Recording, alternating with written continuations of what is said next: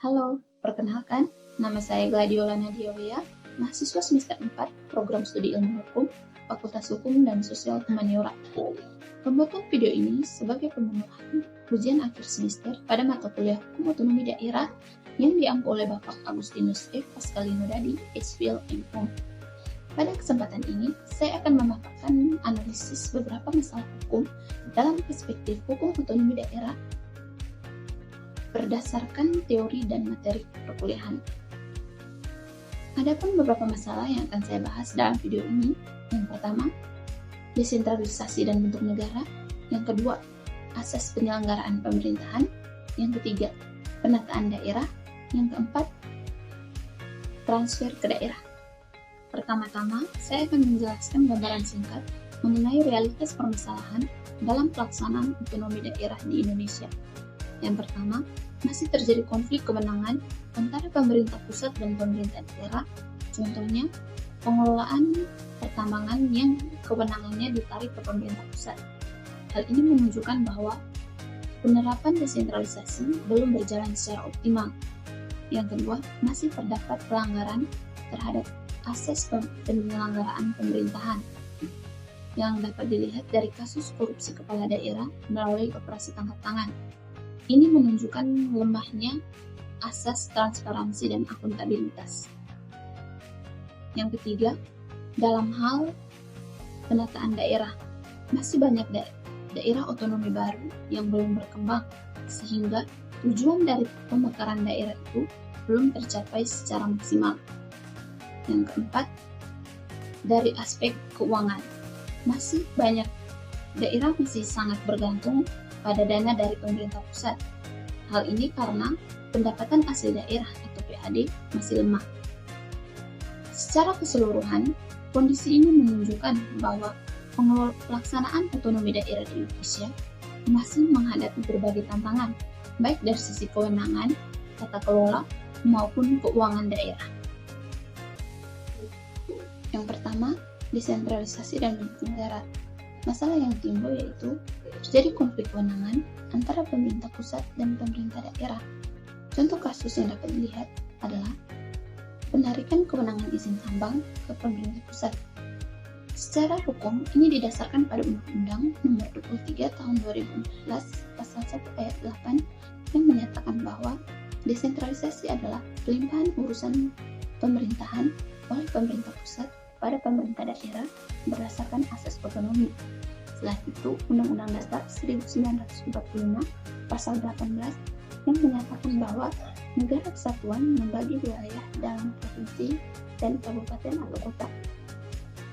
Dari kondisi ini, terlihat adanya ketegangan antara prinsip desentralisasi yang memberikan kewenangan kepada daerah dan prinsip negara kesatuan yang tetap menjadikan pemerintah pusat sebagai pemegang kendali utama. Dari kondisi ini menyebabkan dampak yaitu otonomi daerah menjadi melemah dan kontrol pusat menguat. Menurut pendapat saya, penarikan kewenangan izin tambang tersebut sah secara hukum, namun perlu diimbangi dengan peran daerah agar tidak melemahkan otonomi daerah itu sendiri. Yang kedua, asas penyelenggaraan pemerintahan. Masalahnya berupa pelanggaran terhadap asas pemerintahan daerah. Kasusnya yaitu operasi tangkap tangan oleh KPK terhadap kepala daerah yang menunjukkan masih maraknya kasus korupsi di tingkat daerah. Secara hukum, hal ini diatur dalam Undang-Undang Nomor 23 Tahun 2014 Pasal 58 yang menyatakan bahwa penyelenggaraan pemerintahan daerah harus berdasarkan asas kepastian hukum, tertib penyelenggaraan, kepentingan umum, keterbukaan, dan akuntabilitas. Namun, dalam praktiknya, kasus korupsi menunjukkan adanya pelanggaran terhadap asas kepentingan umum, keterbukaan, dan akuntabilitas.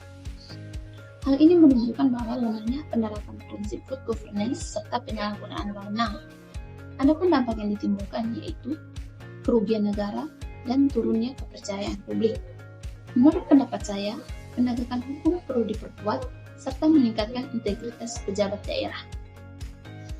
Yang ketiga, pembentukan daerah. Masalah yang timbul yaitu pemekaran daerah tidak efektif. Contoh nyata yang dapat dilihat adalah banyak daerah otonomi baru yang belum berkembang secara optimal telah dilakukan pemekaran.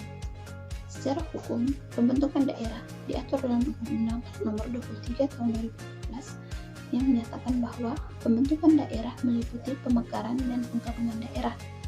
Selain itu, dijelaskan bahwa pembentukan daerah harus mempertimbangkan dasar kewilayahan dan kapasitas daerah seperti kemampuan ekonomi dan potensi daerah serta jumlah penduduk. Namun, dalam kenyataannya, banyak daerah otonom baru yang belum memenuhi syarat dan syarat tersebut secara optimal, seperti lemahnya kemampuan ekonomi dan keterbatasan sumber daya manusia. Hal ini menyebabkan dampak beban anggaran menjadi meningkat. Menurut saya, hal ini menunjukkan bahwa pemekaran daerah belum didasarkan pada kebutuhan real, melainkan sering dipengaruhi oleh kepentingan politik. Oleh karena itu, diperlukan evaluasi yang lebih ketat agar tujuan pemekaran dapat tercapai secara efektif. 4. Transfer ke daerah. Masalah yang berkaitan dengan transfer ke daerah adalah ketergantungan fiskal daerah. Contoh yang dapat dilihat yaitu tingginya ketergantungan daerah terhadap dana dari pusat, karena pendapatan asli daerah masih relatif rendah. Secara hukum, hal ini diatur dalam Undang-Undang Nomor 1 Tahun 2022 Pasal 1 Ayat 69 yang menyatakan bahwa transfer ke daerah bersumber dari APBN yang dialokasikan dan disalurkan kepada daerah untuk dikelola oleh daerah. Selain itu, Pasal 2 menjelaskan bahwa ruang lingkup hubungan keuangan antara pemerintah pusat dan pemerintah daerah meliputi: yang pertama, pemberian sumber penerimaan daerah berupa pajak dan retribusi; yang kedua, pengelolaan transfer ke daerah; yang ketiga, pengelolaan belanja daerah; yang keempat, pemberian kewenangan untuk melaksanakan daerah; yang kelima, pelaksanaan sinergi kebijakan fiskal nasional. Dalam kenyataannya, masih banyak daerah yang belum mandiri secara fiskal, sehingga sangat bergantung pada dana dari pusat.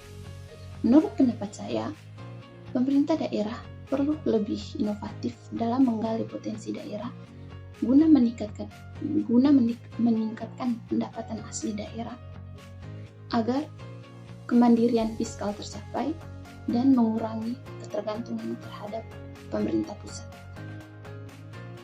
Dari beberapa masalah hukum yang telah dipaparkan tadi, dapat ditarik kesimpulan bahwa penyelenggaraan otonomi daerah di Indonesia telah diatur secara jelas dalam peraturan perundang-undangan. Namun, dalam kenyataannya, penyelenggaraan otonomi daerah di Indonesia belum berjalan secara optimal dan masih menghadapi beberapa tantangan. Maka dari itu, diperlukan sinergi antara pemerintah pusat dan pemerintah daerah, serta penguatan implementasi hukum agar otonomi daerah tersebut dapat berjalan secara optimal. Sekian pemaparan saya mengenai analisis masalah hukum dengan perspektif teori dan materi hukum otonomi daerah.